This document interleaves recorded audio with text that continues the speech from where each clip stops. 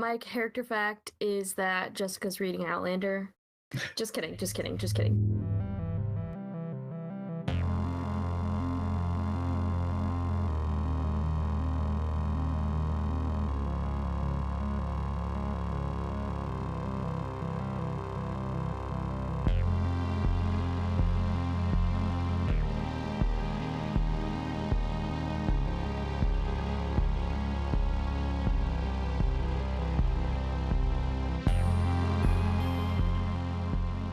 Hello, everybody, and welcome back to the Party Makes Things Worse Prince of Charming edition, aka Monster of the Week edition. Jessica Fitch and Charles Kevinson are rapidly approaching the College of Brightview. Connor Connors is located at Brightview already, having listened in on the sobbing tears of the president of the college, Brian Pierce. He set up a device to listen in that Charles and Jessica were able to listen to through the van, as he essentially admitted some degree of criminal conniving. He's a part of this. You're not sure exactly how or why or what they're doing, besides murder. So you are approaching Brightview. You're driving up the hill in this wooded area. Thomas Puck, you are sitting in the office of the now deceased... This motherfucker hasn't taken me to the hospital still. No, you just got a phone call. This phone call, he just looked up at you as it went dead, and he put the phone down. His next bumper sticker should be Walter Flagg for reanimation. You know, maybe he will be reanimated. Who's to say? The sheriff sets the phone back down on the receiver as you guys make a prolonged eye contact of shock and horror at this clear admittance of wrongdoing. The sheriff looks at you with that and then looks down and goes, "Oh shit, we got to get you to the hospital." And he swings open the door and says, "Come on." And he grabs you around the shoulders and is essentially carrying you. Thomas goes, "Grape nuts." He's just out as he gets let out the door.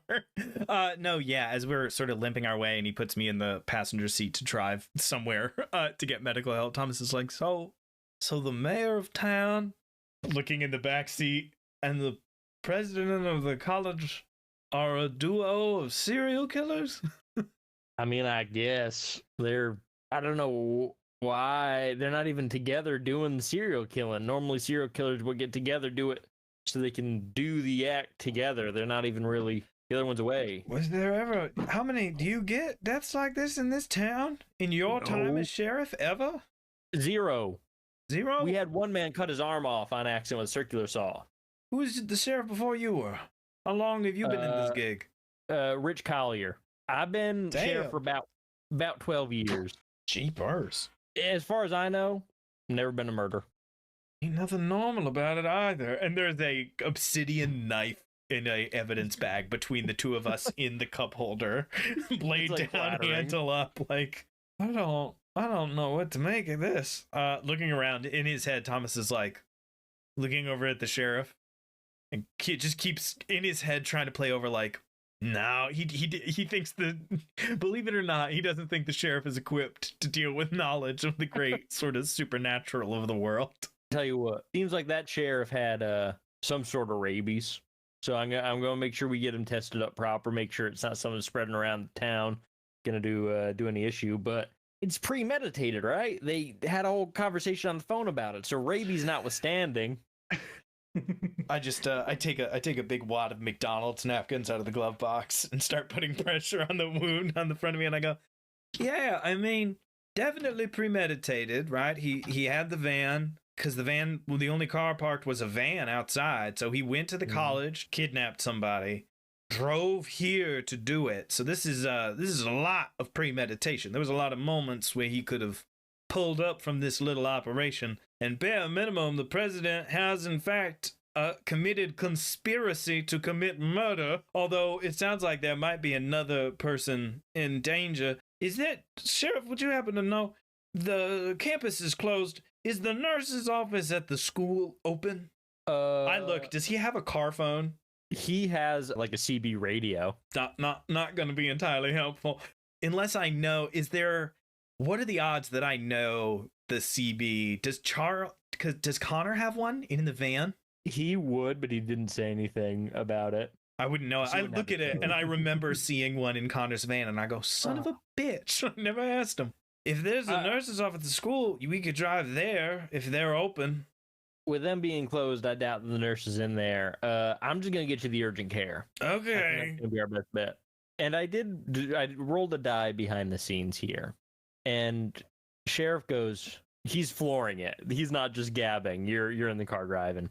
He says, you know, I've never been one for the mythos of the world, but something ain't right here. An obsidian blade? What is this? Dungeons and Dragons? What is that called? Gargoyles? Yeah, something like that. I don't know. I It's think third weird. edition just came out, so it's actually pretty hot right now. Yeah. Wipes sweat and leaves a trail blood and goes, "That's, I write those hiking journals. Mm. I don't know if you know that. That's what I'm doing in town. I'm a hiking journalist." And I Thomas kind of looks over and he goes, I've seen some things out there. I'm telling you, I have. I believe it. I do. I've seen some strange. You camp out in the Appalachians at night. You're gonna walk away thinking something about something. That's for sure. It's funny, in this moment, Thomas is thinking about the way he had to talk to Charles, and this is usually how that goes when he talks to people. And so he's having a very surreal, he looks over, and genuinely he is like on death's door a little bit. And for a minute he blinks, and when we have a $2 million TV show budget, he blinks, and the sheriff all of a sudden is Charles driving the car. And he's like, and it's the strangest. You see all kinds of stuff, and then I tell you, Charles, I'm gonna warn you now. You see it everywhere after a while. You see it everywhere you go. You start to notice strange things everywhere. You just watch. And he kind of goes hazy and passes out. As you're passing out, you hear like garbled the sound of him talking, responding. And he says, "It's like that damn witch put a curse on this place. You know, from those stories." What? Thomas sits up and bangs his head on the top of the car. And, son of a bitch. And just sort of we cut recoils. from Thomas to Jessica and Charles as you pull up to the college. Connor, where are you on campus? I'd probably be trying to get back to the woods, honestly. Trying to run back there because there's still some girl out in the woods. Yeah, you haven't made it very far. You're running No. full force down the road near the woods. Charles and Jessica. Jessica, you're driving. You see Connor, like, what are you wearing, Connor? What's your current outfit? Janitor stuff. He's wearing like a full Dickies and he's sprinting down the Ew. road. Absolutely He has horrifying. a Michael Myers mask on. That'll put that girl Broom at in ease. hand. Connors, your machine started talking, and it seems like the president is quite suspicious. Jessica slams on the brake. Whoa! I almost get hit. What is that about machines and voices? I The- jump in. your spy machines and stuff started talking. And it was like the president's Your voice that was on the line. machines. The FBI does not spy. we only listen in. He doesn't believe in the Okay. supernatural, so it can't be anything like that. It's gotta be Spy more Machine is a mechanical, right? great name for a grunge band. Can I say that? yeah. It's 1991. Somebody put a pin in that. Mail that to yourself. Like Connors spy magic. definitely thinks of that. Connors definitely plays guitar. So it starts out. What was it saying? I literally just put that in. Yeah, it sounded like I guess the president was talking to the mayor, I think, and like talking about like chasing down the girl and stuff, and that something fishy's going on. So we should probably kind of have a little tete-a-tete with that guy. He didn't say who the girl was, nothing like that. I don't think so, no. But maybe we can get him to say. All right, we can go in. He's blubbering like a baby up there. Great. His front door is a bit well sealed. I've gotten in through the window. Do you want me to maybe get in, interrogate him, open the door, bring you guys in, or should we all go through the window one at a time? I mean, you and I can go through the bring Jessica through a window in an altercation like this doesn't seem like the wisest idea. I don't know if I want to be alone. This is true too. I feel like I'm the demographic of those who should not be alone. Now, Yeah. True. now we did forget this last game, so I do want to briefly reiterate, Michael. Your character is a badge-carrying FBI agent, so you can do. So if somebody finds you, Oh yeah. what? I can't. I just don't want the entire town to know I'm an FBI agent. Definitely. Yeah. So that's why I use that for last ditch effort things. Do you want to wait in front of his door and we'll let you in? Because I agree, you probably shouldn't be left alone. Yeah. I do have a shotgun somewhere in the liminal space between where I am and That's a scary idea. Yeah, the Please question do is, not did you bring point it it at with me, you to though. rehearsal? Have you been carrying with it actively? Certainly not. Certainly not. In the basket of my bike. There's a 12 gauge strapped to the side. Wait, you've got one of those horse things hanging off the side. In my gear, it does say I have a big knife, so I can give that to you to protect yourself. I also have a big knife. I could Sure, yeah, I'll just dual big Everybody knives. loaded up with huge knives. stand out here with 2 knives in my hand while there's a murderer on the loose. Yeah, that Yeah. looks good as well.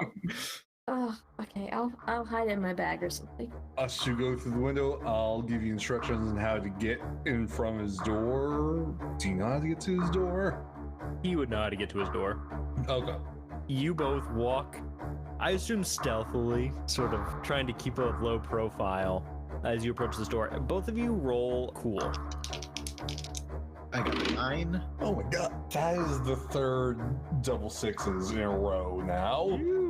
Wow. That is 15. Going along with the Connor's most sneaky person in the entire world. A real James Bond type, you know?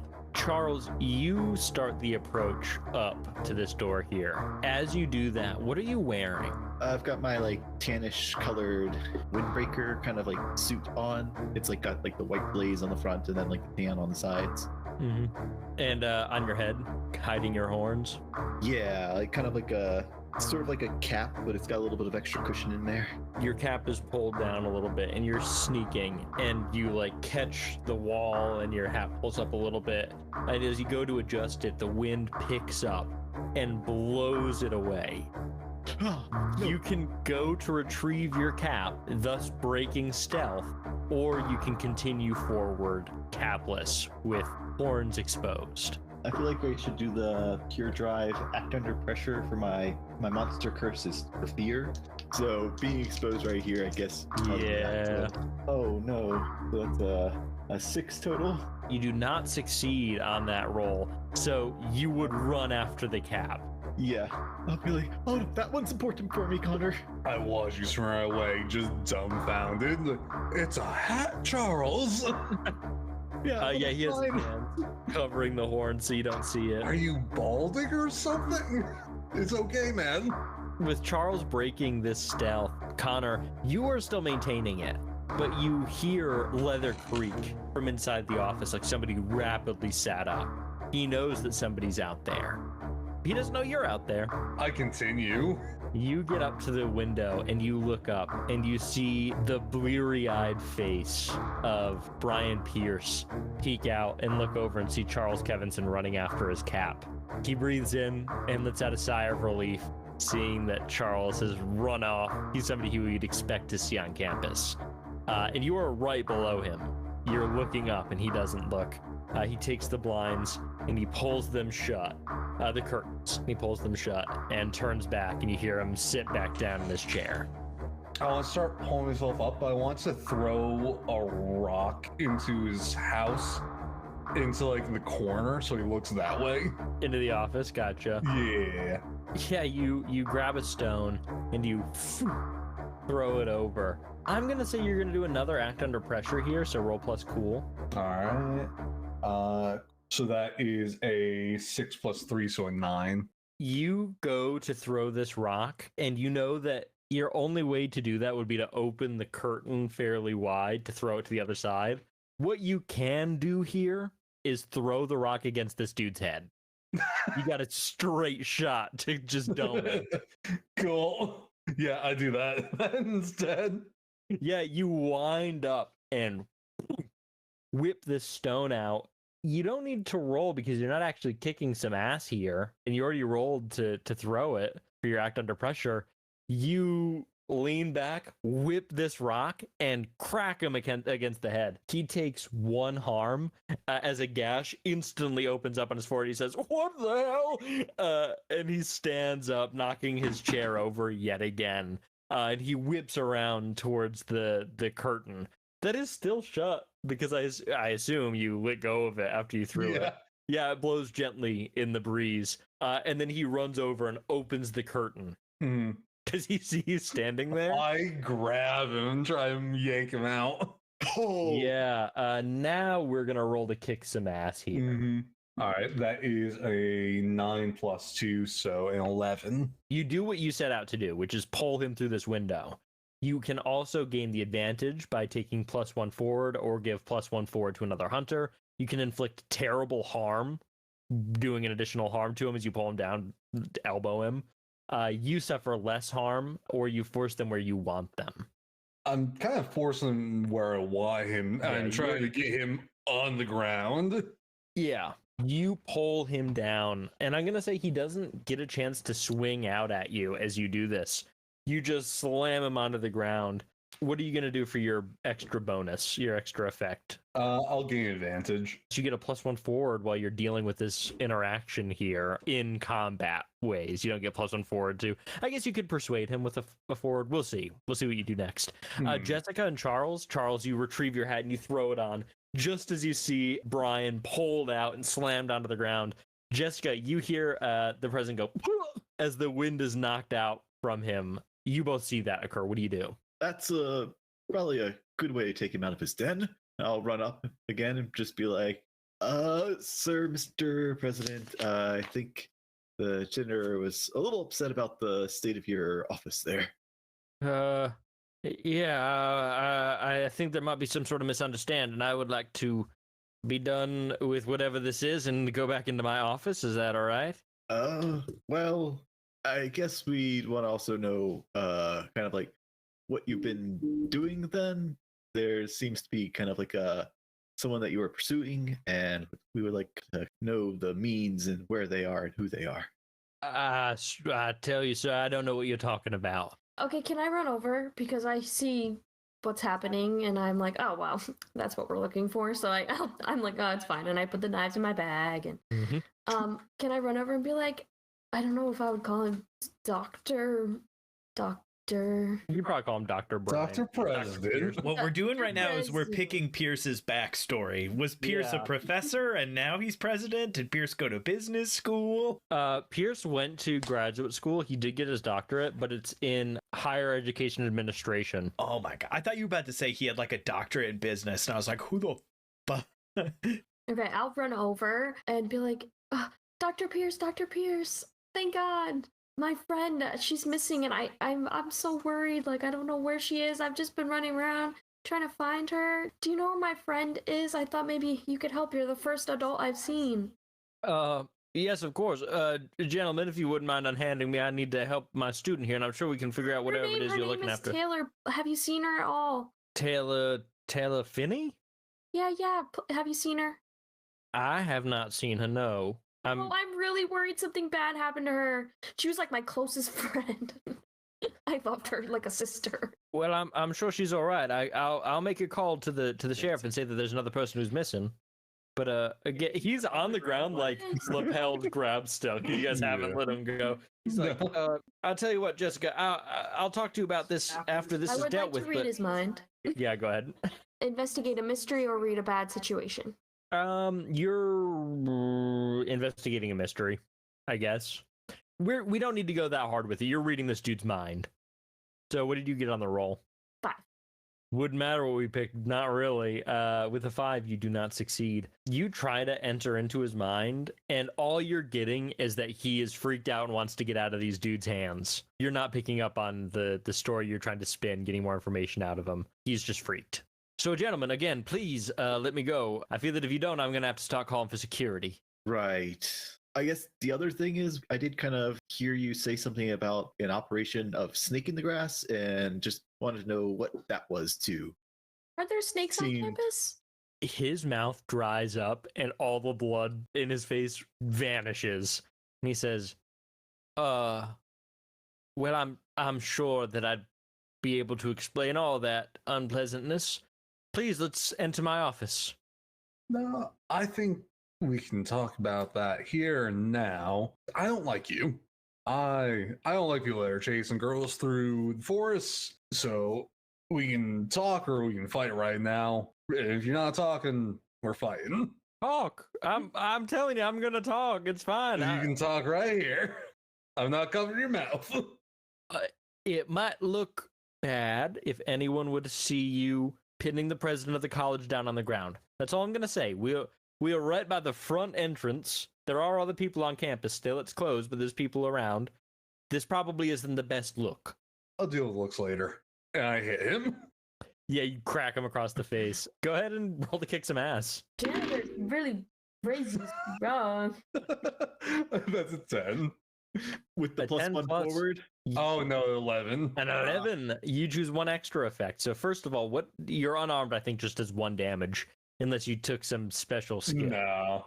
So you do 1 damage as you swing your fist down and crack him across the jaw. But you gain an additional thing. You don't have advantage for the plus 1 forward. You can't do a double plus 1 forward. You can inflict terrible harm. You can suffer less harm, or you can force them where you want them. He's kind of already where I want him. Yeah. And are we by like a corner of a wall, or are we like dead center somewhere? It's a long wall, and he was about in the middle. So you're in the middle of this long stretch of wall that then cuts over and has like the main campus body attachment next to it. So you're close to a corner, but you're not in the corner. Moving somewhere else doesn't quite work if we're that far. Then it would just be to take less harm. You crack him across the face, and he's dazed. He doesn't even think about hitting you back. He says, "I'll talk. Please, just ask me a goddamn question." I think my accomplice asked already. Snake in the grass. Operation Snake in the Grass was a code we were using to try to bring about better prosperity for some of the citizens of our fine town. That's all. Which citizens? Just you? No, there are a few of us, sort of the socialites of town, people with some money to spare, people with deep roots in the town. You catch my drift? So you're trying to make the Vampire richer rich, Diaries? or the rich richer? Yes. This is like the Founders Council. Vampire Diaries. See, I know Vampire Diaries didn't come out in And- 1991. So just like the Founders In Outlander. in Outlander. President, I guess, not sure if you've read that book. You might have time sometime in the future. Hopefully. And how does killing these young girls go into this plan? Now, I don't know anything about murder. I haven't been killing anyone. You're chasing them. Yes, because she was about to... And he catches himself, and he doesn't continue speaking. Maybe you're not killing people, but Nicole, I don't know how to break this to you. The first book in the Vampire Diaries series did come out in 1991. Come on! This is the founders in Vampire Book Diaries. 1 through 4 came out in 1991 and 2, and then they took a like 18-year hiatus and wrote the rest in the 2000s. Everything came out in 91. So we look over at Jessica's book stand. It's Outlander. Right below Outlander, it's The Awakening, Volume 1. am I Jessica? Nicole having a breakdown in the shower later, just looking at her hands. Oh my. It's so silly. I feel like I don't know, I'm like a psychic or something. Great. So seems like these people being murdered and stuff are connected to you then. You might as well kind of spill the beans now. Otherwise, there might be more spilling. Yeah, you're not murdering people, but just because you didn't stab her yourself doesn't mean you didn't kill her. He... Everybody... There's no perception check in this game. Speechless. What you see, I assume all of you see this. He reaches down for his waistband and pulls out a black blade and he Oh. angles it up and is about to slash out at Connor. I will kick his hand hard. Yeah.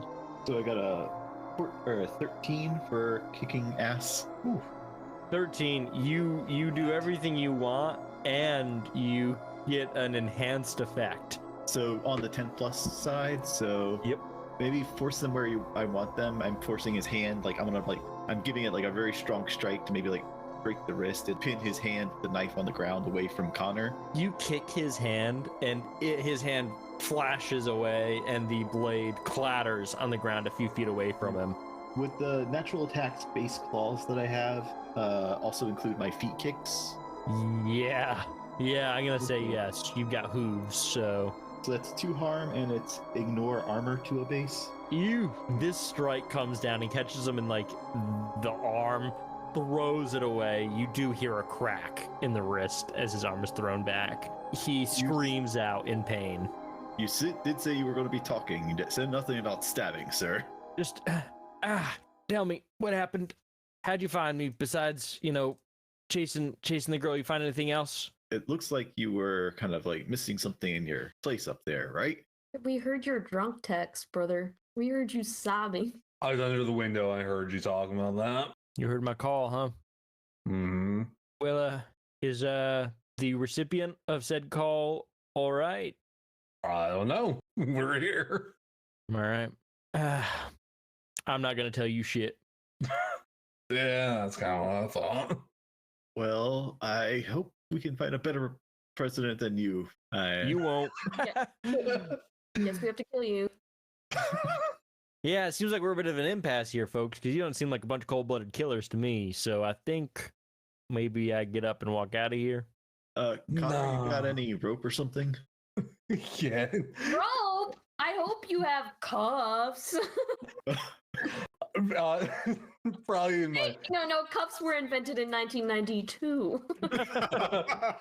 in the van. There's some cuffs. You pull out some cuffs. He says, "What kind of freaky shit?" Wouldn't you like to know? Our Yeah. janitor is Uh, cool. Connor, will one of these fit around his ankle since the other hand of his is looking a little grim? I'll throw that on his wrist anyways. They Okay. can fix that up. Yeah, you latch both up, and he says, "What the fuck are we doing? What are you, a cop?" We're going to the sheriff. We're fine. We're getting a cop. I guess we can use his phone in his office if we want to like kind of search around there, maybe. Good luck proving anything. That's all I'm gonna say. You kicked my wrist, fucked me up, threw handcuffs on me. Yeah, you're not gonna be able to pin anything on me. So good luck with that. We've Mhm. pinned a janitor on you already. I don't think you should be complaining. If someone wants to go in to look through his stuff, I'll bring him out back to the van. I guess we'll take a plastic bag and pick up this knife too. Yeah, probably a good idea. Grab a Ziploc bag. Hang Yeah. on to it. Take my sandwich, toss it out of the Ziploc bag. Sorry. Hit the ground. Take one bite and throw it away. Yeah, you begin to detain the president of the college, and we cut back over to Thomas Puck, who has now been fully checked into this urgent care. You're sitting on one of those medical beds with the tissue paper on it. It's crinkling underneath you. You are conscious. The nurses have begun putting gauze on you, and the sheriff is sitting bedside, and the nurse steps away after having sort of stabilized a little bit of this, and she says, "I'm gonna go get the doctor. We're gonna get this carried out real quick. So just hold on for a minute." And she runs out. Yeah. He's been trying to get rid of her for like 20 minutes, and he goes, "What the hell do you mean a witch?" There's like a child story here So about a witch. Thomas literally knocked himself out, woke up in the hospital, and immediately was like, "What fucking witch? What do you Yeah. mean?" I'm like, "What witch? Witch? Talking about You talked Yeah, about you- it in the car." yeah, there's a child story of a witch that lived like during the founding of the town. She was around. She caused all sorts of mischief. They said if you stayed a night in the witch's home, you'd become possessed. Yada yada yada. Typical kid stuff. But there's always stories about her My God. doing sacrifices. If a person went missing, it was probably the witch. And this isn't on a mural or anything. All right. So okay. So all right. So there was a witch some kind of that, and if you spend a night in a house, you'd be possessed. So people blamed him for that stuff. Okay. He has this like little pocket journal, which he has to like reach over to his pants and pull it out and starts flipping through and starts taking more notes on this kind of stuff, kind of forgetting himself a little in the moment. He like continues to fill out the page and goes, all right. So it's 145 degrees and there's a witch and there's a guy with a black obsidian knife. Okay, cool. Did the witch start any fires or anything? Did she get burned at the stake? Is that something that you remember? Is there a sad and tragic end to this tale, or do we not know it? Do you know it? Yeah, she was burned at the stake, as witches typically are. Oh, okay, burned. Gosh, damn. He looks at his wounds. He's like, I gotta wait for stitches. All right. And his eyes kind of go wide, and he looks up and he goes, you should. And he points to the sheriff and goes, I'm supposed to meet some people at the school. And I look up at the clock. How long has it been? Since you went to the because I searched, found 2 other vehicles, then found this one, went inside, had the fight, went outside, sheriff arrived, then we searched. You're approaching like an hour and 15 minutes, an hour and a half here now, and this is happening concurrently with what Charles, Connor, and Jessica were just up to. So I look up and I go, about an hour I'm supposed to meet some people. I need a phone. And I look around. Do I see a phone anywhere? There's a desk phone here that's typically used for inter-office calls, but can make calls out. Hand me the phone. Yeah, all right. I pull the receiver off, look at it for the number I need to dial to do an out number, and punch in Charles's office phone. Ring, ring. Oh, but that's right. They're in the president's office. It's 91. Does the school provide Charles with an answering machine? I think what happens instead is the phone is answered, and it says, hello, this is the secretary for the school, Bev Jameson. Hello, my name is Thomas Puck. I am a reporter with WMVR 94.5. I was trying to get a statement from one Charles Kevinson concerning something that happened in the community area recently. Is there any way that you could try to get a hold of him for me? I could have sworn I dialed his number, but I suppose he wasn't there to pick up. I don't know if you could call a little announcement over the radio or something. Oh yeah, all the calls actually go through the office here, and then we route them over to the right department. So I'll route this over to Charles's number, sure. Absolutely, thank you so much. So that's funny. Okay, he's like, wow, that system at school is really old. And it gets looped through, and it rings and rings and rings, and there's no answer. Bitch. And there's no voice message to be left. You could leave a message with Bev Jameson. No, I was wondering if she would like go over the intercom and be like, if Charles Kevinson is in the area. But no, so she directs me over, and I go, well, shit. I hang up. I think Thomas is just gonna wait until he gets his stitches and then try to limp his way back to his truck. I'll say, Sheriff, can you tell somebody to go get my truck? My truck's in the mall parking lot. Yeah. Do you have just call a deputy or something? Towing company, yeah. I'll call someone. And he's clearly uncomfortable with the idea of calling a deputy. There's like 1,000 people in this town. As he gets up to mark off, I go, just if they wouldn't mind. And he seems like a pretty stand-up guy. I'll hand him my keys so that Thomas is just trying to make it so that as soon as possible, when he can be checked out of this place, he can then go, because there's nothing weird in the truck. It's literally, there's just like his tape recorder and some other odds and ends, but he doesn't carry a gun. He doesn't have a bunch of weird stuff. So he just needs that for when he gets free. So he'll hand him the keys, and he's hoping the sheriff, because he doesn't know anybody in town. And then Thomas is just going to wait to get his stitches, and then he's going to drive to the college. In the meantime, if you had any other questions about the witch, you can feel free to ask them, because he is making a call out, and he's telling them to come to the hospital, grab the keys, and then pick up that vehicle. He hangs up. And the doctor comes in and does begin sewing some of these wounds shut, checking everything, making sure you don't have any internal bleeding that's obvious from here. Yeah, I mean, how much does it... it seemed like he only really had like some pretty cursory knowledge of it initially. If he has anything else to say, that would be great. But he'll go, all right, so there's a... and then he remembers that in the car, he said that he had heard things. And so now the lie he was about to tell doesn't make any sense. That he was about to hit him with the like, oh, I'm writing an article about the local. So he's like, okay, Mm-hmm. she was burned. That's all right. One bit for you, and it's mostly just the thing that made me not really believe it. And it was the myth was, you know, you stay in a house, you get possessed from her spirit, yada yada yada. Nobody knows where her house is. It doesn't. It's not like, oh yeah, the witch's house down on the corner. It doesn't really exist. So people would say, you know, when you go to a creepy location, that's the witch's house. It's never an actual place. There's not like a cabin in the woods that the witch actually lived in. Not that I've ever been able to tell. So, you know, you stay at your creepy uncle's place and you're like, oh, that's the witch's cabin. That's the joke. Oh, So, oh, I got it. It's like I don't know. It's like saying something's the bee's knees or something. All right. And Yeah. then Thomas kind of like leans back, and then his face kind of starts to fall a little bit, and he's like, "So if you stay in the witch's cabin, you get possessed. There's no real witch's cabin, so whenever you see it, you are there." Oh shit! I gotta call Jessica as he's getting the stitches.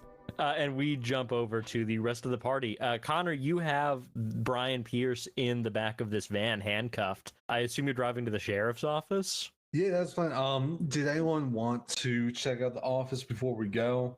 Yeah, I guess if you want to keep him pinned, I'll just leap into the window up above you. Yeah, I don't even have to leave him pinned. I can just be dragging him over to the van. Charles, you jump in through the window as Connor drags him away. Jessica, what are you doing? I guess I'll come in as well just to look around, just to help with that. I was also going to use my shapeshifter thing. So, like, when I go through the curtains first, like, maybe not expecting Jessica to come by, I also shapeshift into a big stag. And so, like, when I hit the ground, it's just like two sets of hooves. What the? This is just like that one movie that came out in 1991. You leap in, Jessica, you follow in behind, and looking around, you still see this slightly less turned over office. He adjusted some of the things in the time he was in here, but you see an inkwell on the ground spilled with ink there with footprints leading out towards the window, a knocked over chair in the corner, stuff thrown off the desk here all over the ground. Everything else, you're going to have to roll me plus sharp. Yeah, like investigate a mystery then. From sharp. Yes, you can do that. I'll use that. I mean, it could be investigate a mystery or read a bad situation. Both of these things are happening. There was a bad situation happening currently, and there was a mystery that happened here maybe an hour ago. I guess I'm just sniffing. I guess as the deer with the shapeshifter thing, I get at least +1 to investigate a mystery. So I'll do that. Like, I'm sniffing around to try to like smell some strange supernatural stuff or other things that seem out of place in an office. Mm-hmm. It's so hard to go from panic, we're all chasing after people brain back to detective brain. Like, I couldn't think of any questions for the sheriff. I was like, I don't know. Like, Spencer was trying, you were trying so hard, and I was like, what was the fucking witch's name, dog? Like, it's so hard to switch back. Jessica. Ah, I pulled out a gun. No. Jessica, what did you roll? I rolled an 8. Charles? And I rolled a 4, so I think I'm kind of like still like feeling unsteady in this like weird shapeshift form. Charles, you are spending time here trying to find more information. And we zoom out and we see flying over the top of the town. We're over the woods now, a few miles away from any roads leading out into the essentially deep wilderness, the swampier areas outside of town. And we see that same flash of cloth running through the woods, stumbling now more than running, as a girl who is being chased is still out there, making more and more distance from her perceived pursuer and getting further away from civilization. And we jump back to you. You don't see any of that, but that is occurring. Jessica, with an 8, you can ask one question. I want to ask what happened here because I want to know what happened before he like lost track of her. You have been looking at very small details, and now you're trying to pull back and look at the big picture. You find a bit of slash duct tape here. You find a tiny pen knife over on the side nearby it. You see the open window, the tossed over furniture, and what you get out of this is this person, whoever it was brought in here bound. They had retrieved a penknife from a small like utility cup on this desk. So there's pens, pencils, this penknife, like a letter opener is basically what you're looking at here. And they had grabbed it, presumably while whoever they were in here with, Brian Pierce, was distracted, and then began cutting through the duct tape that was binding them. After they did that, they leapt up, knocked the chair over. Brian leapt forward, trying to grab at them, knocking the things off of his desk, knocking his chair over. And then this person ran for the window, yanked it open, leapt out, stepping in that inkwell. So what you see is somebody who is tied up and broke themselves free and escaped in a fairly heroic and quick action. Okay. I was hoping, for some reason I thought that if I asked what happened here, I would get like some sort of like vision with like what they said. Like, why would I think that? I don't know. Well, remember, you can use the sensitive is an alternate weird move that is open your brain to the psychic environment, which is gaining definitive impressions like visions about something important. You can just say, I do that. Like, if you wanted to shoot that like psychic angle. That's the majority of what I use. Yeah, I'd like to do that. All right, I'm going to say you're going to get +1 forward on this because you just unlocked sort of the secrets of what was going on here physically. So you're going to try and lock in a little bit more here. So go ahead and roll. Another one I love for Michael's character is trust your gut. Consult your instincts about what to do next and roll plus weird. They're really cool for non-magical people to have a little bit of something to do with that stat. I rolled a 7, and then do I do a plus? Plus weird. Was weird. That's 2, and then I have the +1, so 10. You get this overhead view of what's going on, and then you close your eyes to connect, and you gain a definite impression of what occurred here. You see the events, and what you see here is who was taken, and that is Emily Harris, the captain of the cheerleading squad. You see that she was the one in this office. You see that she wasn't under any form of mind control. She had just been grabbed and bound. So it doesn't seem like that was magical in any way, at least not at this point. So you're not totally sure beforehand. And you see her cut her way out and leap out the window. Beyond that, there's like a tingling sensation in your nose. It's not fully unpleasant, but it's noticeable. Like when you breathe in pepper and you're about to sneeze, it's close to that. It didn't burn you, but it's there. And you look around the room and you see that Charles is sniffing around and is not picking up on this, but psychically attuned. You get the same idea and you breathe in and you walk around this large oak desk, and there is a single drawer pull out. It's not locked. You pull that drawer out, a deep, deep drawer, and you find a fairly large and ancient looking Bible. Come on now. No, I don't. You do. But I don't. But you do. No. You stand up from your psychic vision. You look over at the track and field coach. He is smelling the ground. You look at the desk and you go, you look at the desk and you go, I smell something now. You open a drawer. There's a 15th century Bible. Goddamn. Goddamn. Really what a weird. rest of your day. What's the rest of your day look like? No. Ew. I said, No. this is gonna ruin the tour. What tour? Puts it back, shuts the drawer, locks it. I walk away. I go to the nearest airport. I buy a plane ticket. I leave, and I've never seen it again.